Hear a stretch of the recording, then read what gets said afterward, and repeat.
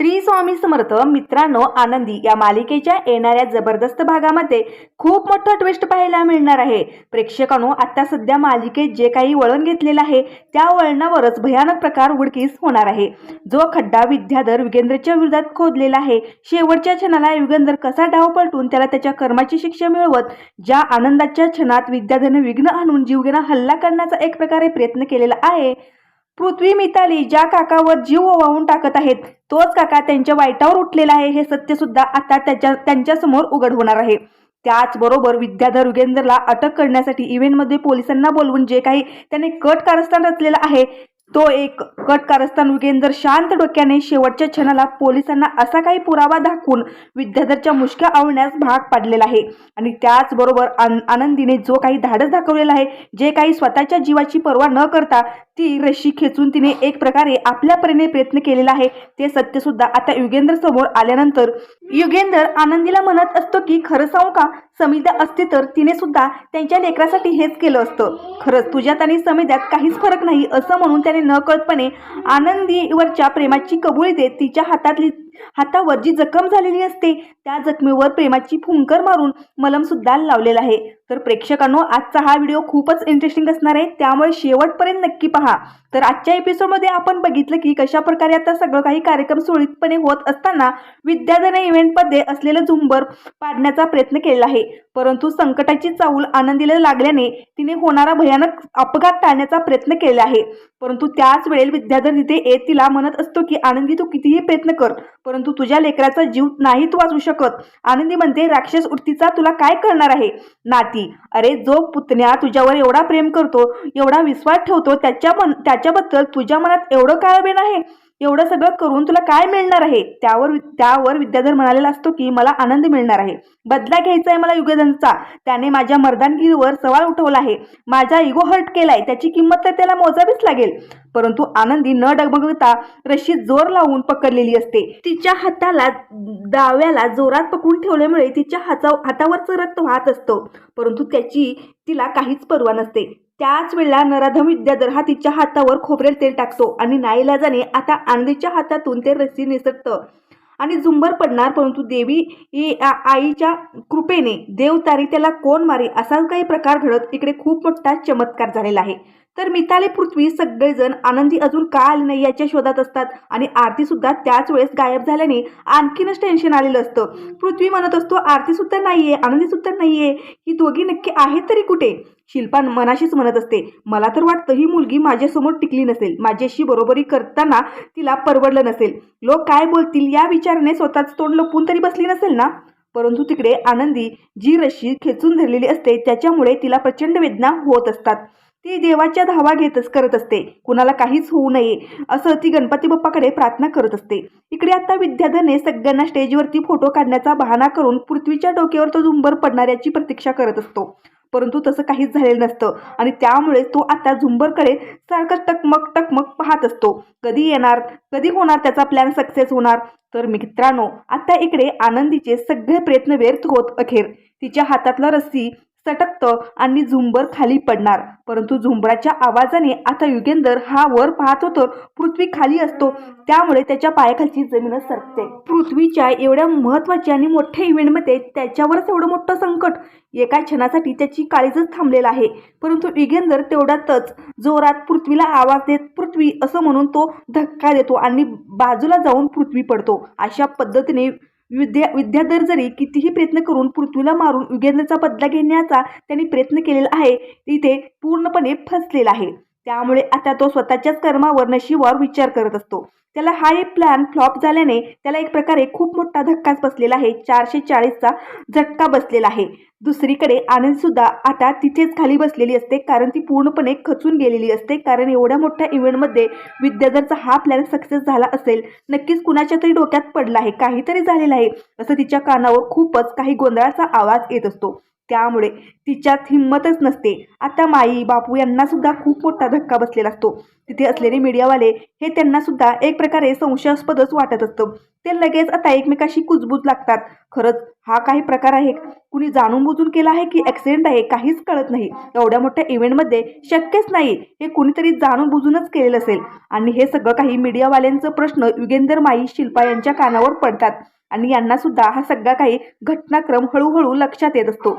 युगेंधर हा विद्याधरकडे पाहत असतो. त्याला आता त्याचं बोलणं आठवतं की विद्याधर म्हणालेला असतो की परत निंबाळकर कुटुंबातील व्यक्तींचा फोटो घेण्याचा योग येईल की नाही माहिती नाही, चला फोटो काढा, काय माहिती हा शेवटचा सुद्धा फोटो असू शकतो, असं त्याने न कळतपणे विद्याधर मीडियाला युगेंधरचा संशय बळकावलेला आहे. तेव्हा युगेंधर हा विद्याधरकडे पाहताच आता विद्याधरची बोलतीच बंद झाली असते. तो मनाशीच म्हणत असतो, दादासाहेबांना माझ्यावर संशय आला की काय, ते माझ्याकडे असे का बघतायत रागाने, माझ्या विरोधात त्यांना काही पुरावा मिळाला तर आज माझा शेवटचा पुरावा दिवस असेल या घरात.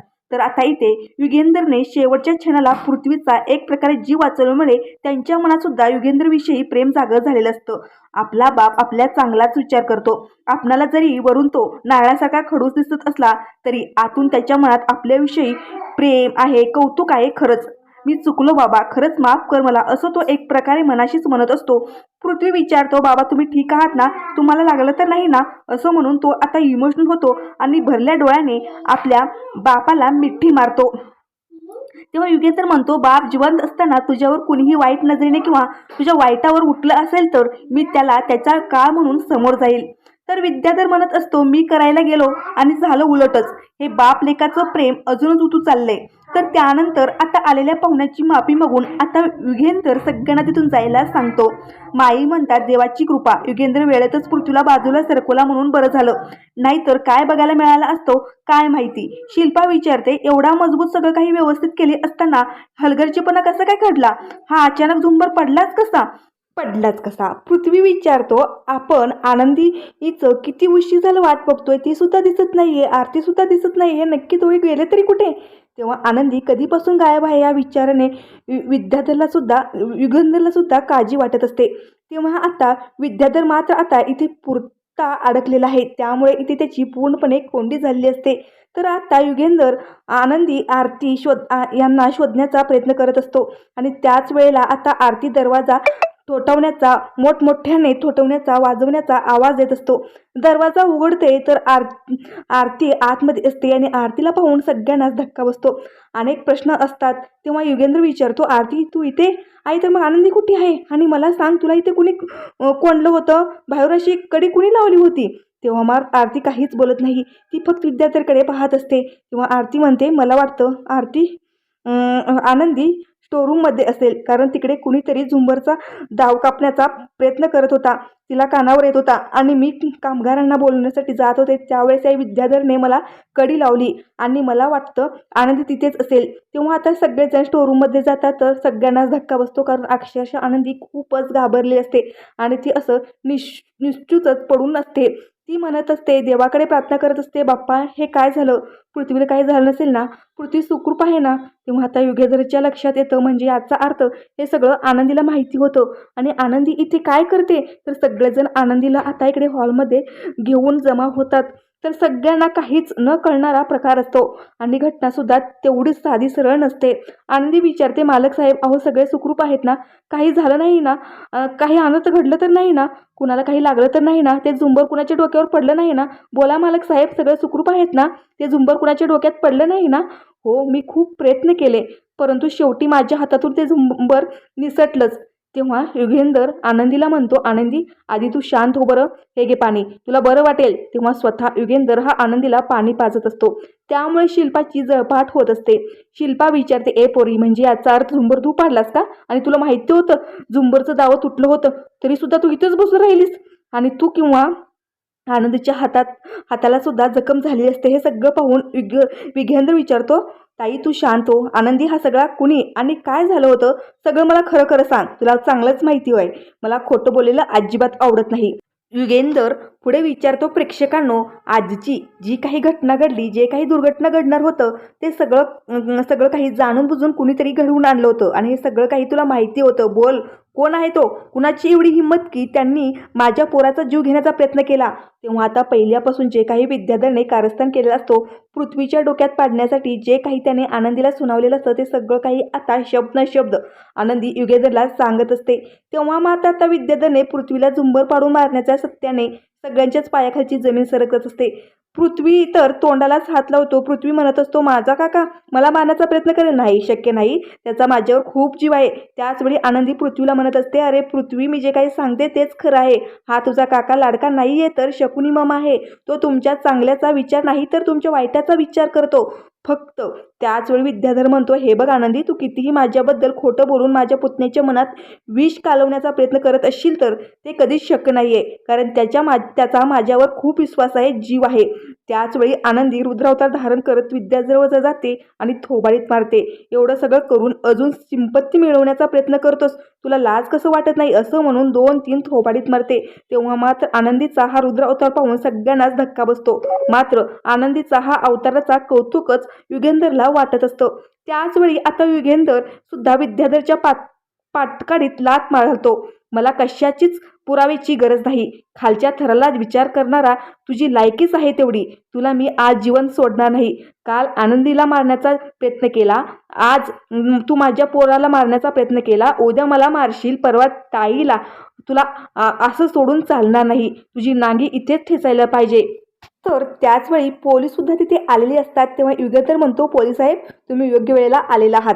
तेव्हा विद्याधर म्हणत असतो, पोलीस मला नाही अटक करायला आले, तर ते तुला अटक करायला आले आहेत. अजून युगेंद्र निंबाळकरला अटक करण्याला पोलीस जन्माला येणार आहेत, कारण युगेंद्र निंबाळकर हा कायद्याच्या पलीकडे जाऊन कोणतंच काम करत नाही, असं आता युगेंधर म्हणत असतो. तर आता विद्याधरने पोलिसांना पोपटासारखं बोलतं करून जे काही युगेंधरच्या विरोधात जात पुरावा दाखवलेला असतो तो पुरावा आता चुटकीसरशी युगेंधर हा नष्ट करून विद्याधरच्या विरोधात असा काही CCTV फुटेज दाखवतो, ज्या फुटेजमध्ये विद्याधरचे काळे कारनामे कॅप्चर झालेले असतात. जसं की पृथ्वीच्या डोक्यात झुंबर पाडण्याचा, दोरा कापण्याचा सगळं काही कारस्थान विद्याधरवर युगेंधरच्या पहिल्यापासूनच संशय असतो. त्याला चांगलंच माहिती असतं एवढ्या मोठ्या आनंदाच्या क्षणात हा मिठाचा घडा टाकणार. त्यामुळे तो अतिसतर्कपणे आपलं डोकं चालवून विद्याधरच्या हालचालीवर लक्ष ठेवून त्यांनी सगळं काही सेटल करून ठेवलेलं असतं. आणि त्याच्या विरोधात एवढा मोठा पुरावा आता पोलिसांना सापडल्यामुळे आता पोलिसांनी सगळ्यासमोर विद्याधरच्या हातात बेड्या ठोकून त्याला तिथून फरफटत नेलेला आहे. त्यानंतर युगेंधर हा स्वतःच्या हाताने आनंदीचा हात घेतो आणि म्हणतो, खरंच आनंदी, तू माझ्या पोरासाठी किती काही करशील. पृथ्वी विचारतो, अगं आनंदी, एकच मन आहे, किती वेळा जिंकणार आहेस? अगं किती आमच्यासाठी करणार आहेस? का आणि कशासाठी? एवढं स्वतःच्या जीवाची पर्वा न करता आमची काळजी का करतेस? कोण आहेस तू नक्की? तेव्हा आनंदी विचारते, पृथ्वी, मी तुझ्याकडे एक मागेन आणि तू देशील का मला? त्यावर पृथ्वी विचारतो, आनंदी, हे काय विचारणं झालं का? बोल, तुला काय पाहिजे, बोल. तेव्हा आनंदी सांगते की मी या घरात नोकर नाही आहे, तर मी युगेंद्र निंबाळकर यांच्यासोबत लग्न करून या घरात तुमची आई बनून आली आहे. मला तो स्थान देणार का? आनंदीच्या या वाक्याने आता पृथ्वी मिताली हादरलेले असतात. त्याच वेळेस पृथ्वी आता एका क्षणात होकार देत घडलेला सगळ्या प्रकाराला विसरून तो आता आनंदीला आई म्हणून स्वीकारलेला आहे. परंतु या पलीकडे जाऊन आता शिल्पा युगेंधर आनंदीला एकत्र येण्यासाठी ती आडवी भिंत म्हणून उभी राहणार आहे. कारण युगेंधर आणि आनंदी हे जर एक झाले तर शिल्पाला जो काही स्थान मिळतं, जे काही तिचं महत्त्व आहे त्या घरात, ते तिला मिळणार नाही. त्यामुळे तिला हे सगळं काही नको असतं.